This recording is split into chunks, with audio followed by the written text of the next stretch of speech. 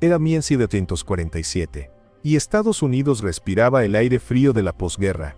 Las iglesias estaban llenas, sí, pero eran como sepulcros blanqueados, hermosas por fuera, vacías por dentro. Los púlpitos resonaban con sermones educados, la teología académica había reemplazado el fuego, y la presencia de Dios había sido sustituida por programas bien organizados. La gente cantaba himnos con labios secos, oraba con rodillas tibias, y salía de los templos exactamente igual a como había entrado. El poder había sido sepultado bajo capas de tradición, respetabilidad y orgullo denominacional. Nadie esperaba un terremoto espiritual. Nadie imaginaba que Dios estaba a punto de levantar a un hombre desde el fondo del alcoholismo, la vergüenza y el rechazo, para sacudir a una nación entera con señales, prodigios y una unción tan palpable que hasta los pecadores más endurecidos caían de rodillas llorando antes de que pronunciara una sola palabra. Ese hombre era Asa Alonso Allen, pero el mundo no lo conocería así. Lo llamarían simplemente el predicador que los medios querían silenciar, el evangelista que incomodaba tanto al infierno como a las estructuras religiosas muertas, el hombre cuyas campañas eran tan explosivas que los periódicos se negaban a publicar lo que ocurría en sus carpas porque desafiaba toda lógica humana y exponía la tibieza de las iglesias establecidas. Lo que sucedió en aquellos cultos no era teatro, no era manipulación emocional, no era show religioso. Era el cielo abriéndose sobre la tierra, y las consecuencias eran demasiado radicales para que el sistema las tolerara. Asa Alonso Allen nació en 1911 en una familia destrozada por la pobreza y el alcoholismo en Sulphur Rock, Arkansas. Su padre era un borracho violento, su madre luchaba por sobrevivir, y el pequeño Asa creció en un ambiente de desesperanza. No había nada en su origen que anunciara un destino glorioso. Al contrario, todo en su vida parecía condenado al fracaso. Abandonó la escuela temprano, trabajó en lo que pudo, y para cuando era un joven adulto, él mismo había caído en las garras del alcohol. Se casó, tuvo hijos, pero su vida era un desastre. Era violento, amargado, destruido. Su esposa Lexi oraba por él con lágrimas que mojaban el suelo de madera de su pequeña casa, clamando a un Dios que parecía no escuchar. Pero Dios siempre escucha las oraciones de una mujer quebrantada. Una noche de 1934, Asa llegó a casa borracho y furioso, como tantas otras veces. Pero esa noche era diferente. Algo en la atmósfera había cambiado. Lexi no discutió, no gritó, no lloró. Simplemente lo miró con ojos llenos de una paz sobrenatural y le dijo: Asa, Jesús te ama, y yo he orado por ti hasta que mis rodillas sangraron. Dios va a salvarte, y cuando lo haga el mundo entero lo sabrá. Esas palabras penetraron su alma como una espada de fuego. Cayó sobre sus rodillas, ebrio y sollozando, y por primera vez en su vida adulta, clamó a Dios con sinceridad desesperada: Señor, si existes, sálvame, sálvame o déjame morir ahora mismo. Y en ese momento el cielo se rasgó. No hubo truenos, no hubo luces visibles, pero algo entró en aquella habitación que transformó a Asa Allen para siempre. Sintió como si un peso de 1000 toneladas fuera arrancado de sus hombros. El deseo por el alcohol se evaporó instantáneamente, la ira desapareció. La culpa que lo había atormentado durante años fue lavada en un río de gracia inexplicable. Se levantó del suelo siendo otro hombre.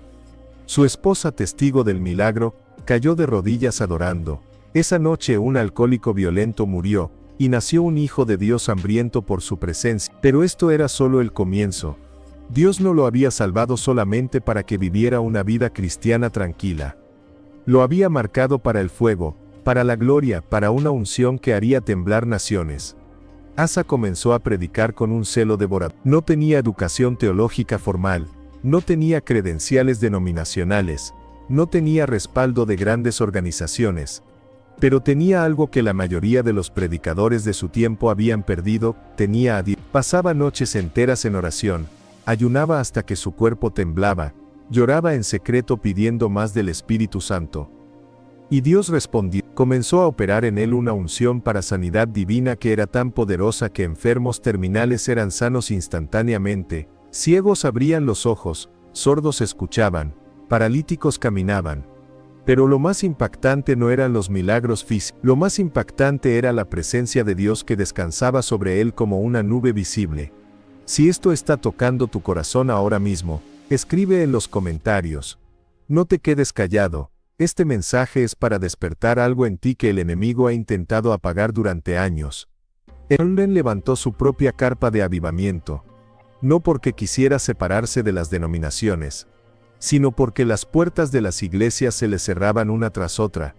Los líderes religiosos lo veían como una amenaza. Era demasiado radical, demasiado pentecostal, demasiado enfocado en señales y maravillas.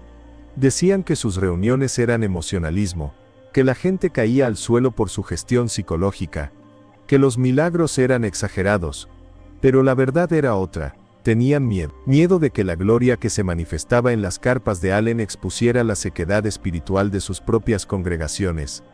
Miedo de que el pueblo comenzara a preguntarse por qué en sus iglesias respetables nunca sucedía nada sobrenatural. Miedo de perder control sobre sus feligreses. Así que Allen tomó una carpa, reunió a un puñado de obreros fieles, y dijo: si las iglesias no quieren este fuego, lo llevaremos a las calles.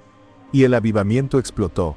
Miles y miles de personas acudían a sus campañas desde todos los rincones del país. Llegaban en autobuses, en trenes, en carretas, caminando. Llegaban enfermos desahuciados, drogadictos sin esperanza, prostitutas quebrantadas, empresarios vacíos, amas de casa deprimidas, jóvenes perdidos. Y todos, absolutamente todos, encontraban algo en aquella carpa que ninguna iglesia les había dado. Encontraban a Dios, real, vivo, tangible, poderoso. Los cultos comenzaban temprano y terminaban en la madrugada. No había prisa, no había reloj, no había programa rígido. Solo había hambre. Allen subía a la plataforma, y antes de que abriera su boca, la presencia de Dios ya estaba cayendo. La gente comenzaba a llorar, a temblar, a caer postrada. Pecadores confesos corrían al altar sin que nadie hiciera un llamado. Demonios eran expulsados con autoridad abrumadora. Sanidades creativas ocurrían ante los ojos de multitudes incrédulas.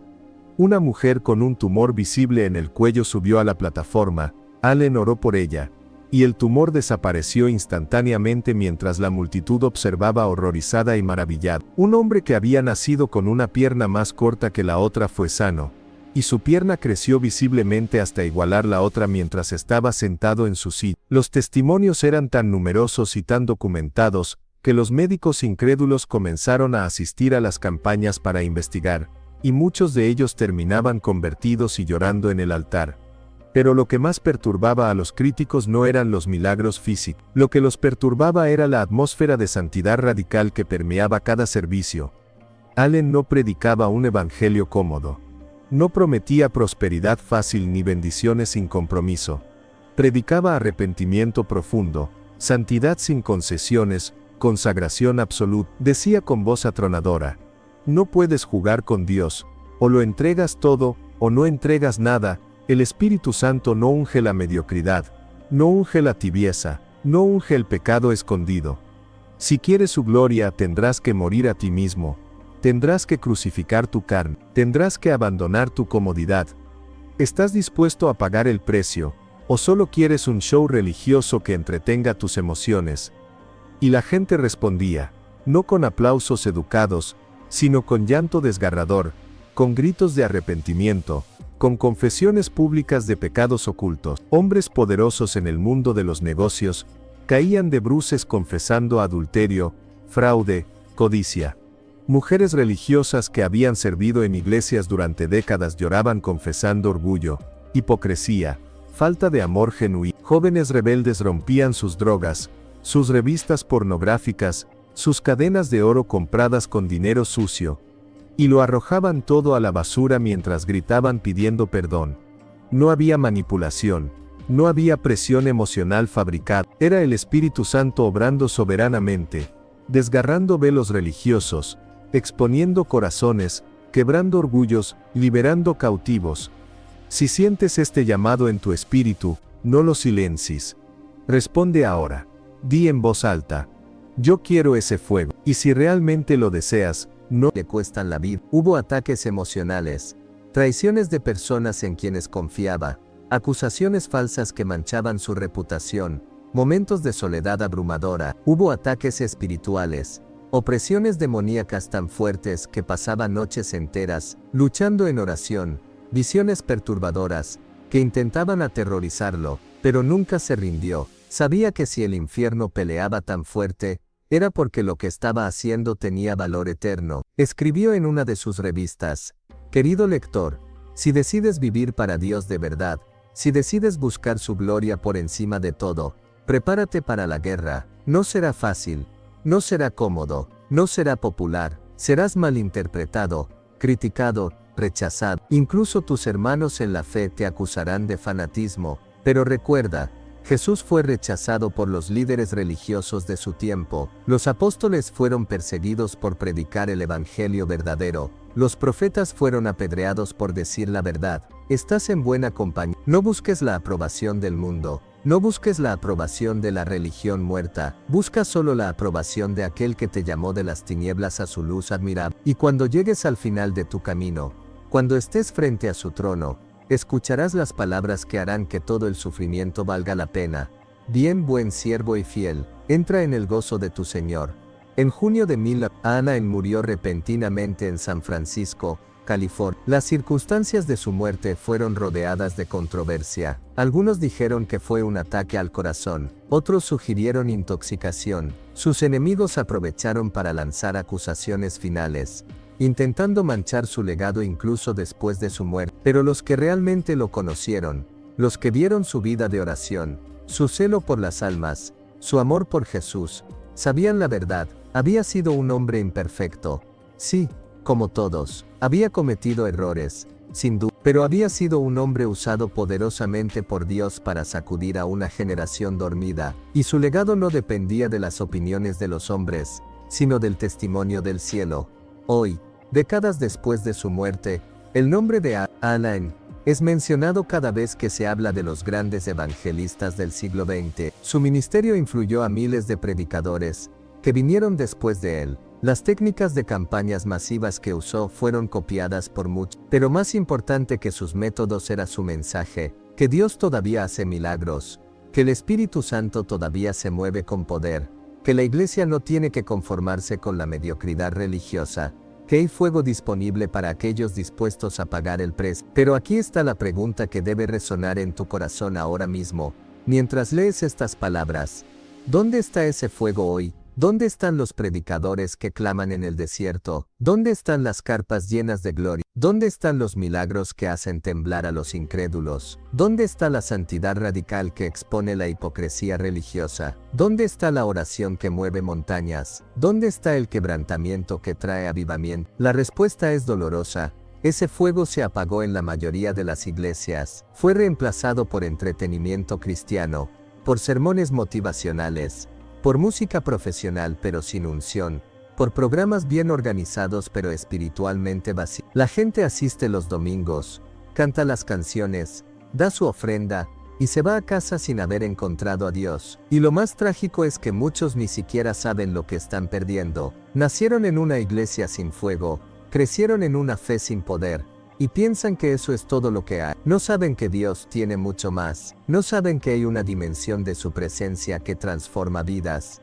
que rompe cadenas, que libera cautivos, que sana enfermos, que resucita muertos espirituales. Pero la buena noticia es esta: lo que Dios hizo a través de Alain, lo puede hacer a través de ti. No necesitas ser perfecto. Alain no lo era. No necesitas tener credenciales teológicas. Alain apenas tenía educación formal. No necesitas el respaldo de organizaciones religiosas. Alain fue rechazado por ellas. Lo único que necesitas es hambre de Dios. Hambre de Dios. Hambre de su presencia, hambre de su gloria, y disposición. Disposición para morir a ti mismo, disposición para pagar el precio, disposición para soportar el rechazo, disposición para vivir en el altar secreto donde nadie te ve excepto Dios. Si estás dispuesto, si realmente estás dispuesto, entonces arrodíllate ahora mismo donde estás. No esperes a tener las condiciones perfectas. No esperes a sentirte más digno. No esperes a que termine esta historia. Arrodíllate ahora y clama con todo tu corazón: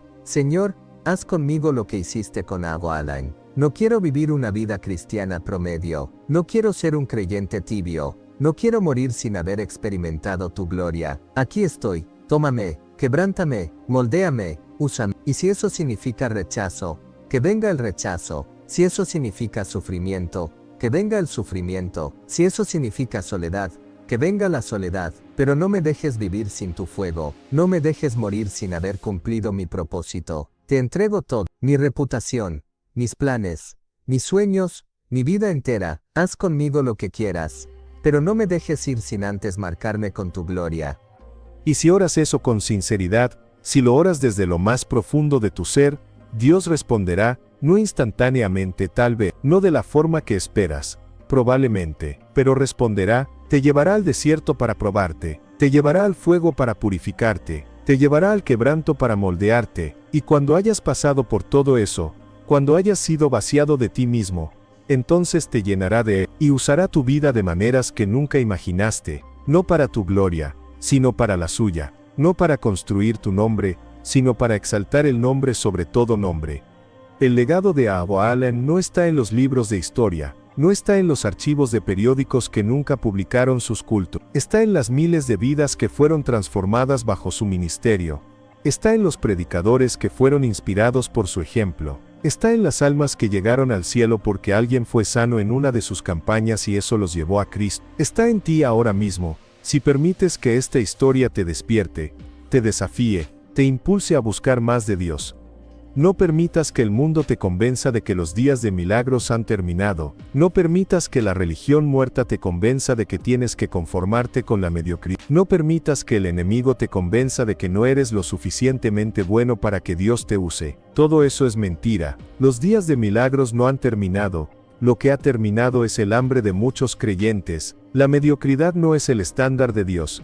Es el estándar de una iglesia dormida. Y no se trata de ser lo suficientemente bueno. Se trata de ser lo suficientemente quebrantado para que Dios pueda obrar a través de ti. Comparte esta historia con alguien que necesita ser despertado. Compártela con ese amigo que está conformándose con una vida cristiana sin poder. Compártela con ese familiar que dejó de creer que Dios hace milagros. Compártela con ese joven que está buscando propósito y no sabe que lo que realmente necesita es un encuentro con el Dios vivo. Sé el instrumento que Dios usa para encender fuego en otros corazones.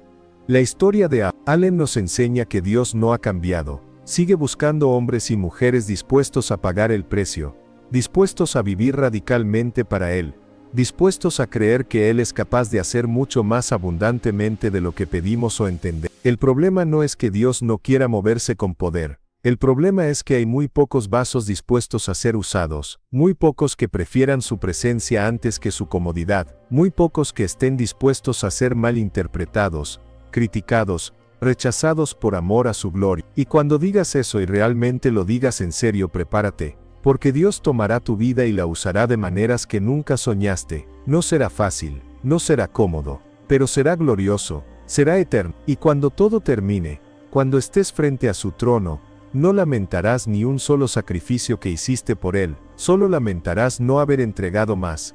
Este es el legado de Allen, una vida entregada sin reservas. Un ministerio marcado por la gloria, una historia que los periódicos no quisieron publicar porque desafiaba el status quo, pero que el cielo registró con letras de oro. Y este puede ser tu legado también. No necesitas una carpa gigante, no necesitas multitudes, necesitas solo una cosa, un encuentro real con Dios que te transforme de adentro hacia afuera, que te marque con fuego, que te consuma con celo por su nombre. ¿Lo quieres? ¿Realmente lo quieres? Entonces no sigas leyendo sin responder. No sigas adelante sin tomar una decisión. Este es tu momento. Este es tu llamado. Dios está tocando a la puerta de tu corazón en este instante. No lo hagas esperar. Ábrele, entrégale todo, y observa cómo Él transforma tu vida ordinaria en una historia extraordinaria que glorifique su nombre por toda la eternidad. El culto que ningún periódico quiso publicar sigue sucediendo hoy, en los corazones de aquellos que se atreven a creer que Dios todavía es Dios, que todavía hace milagros, que todavía busca adoradores que lo adoren en espíritu y en verdad. Sé uno de ellos. Decide hoy que no vivirás una vida cristiana promedio. Decide hoy que buscarás su rostro hasta que Él te responda. Decide hoy que pagarás el precio, sin importar cuán alto sea, porque sabes que Él vale infinitamente más. Y cuando lo hagas, cuando realmente vivas así, tu vida se convertirá en un testimonio vivo que el infierno no podrá silenciar y que el cielo celebrará con júbilo. Esta es la invitación, esta es la oportunidad, esta es tu hora. No la desperdicies, responde. Ahora.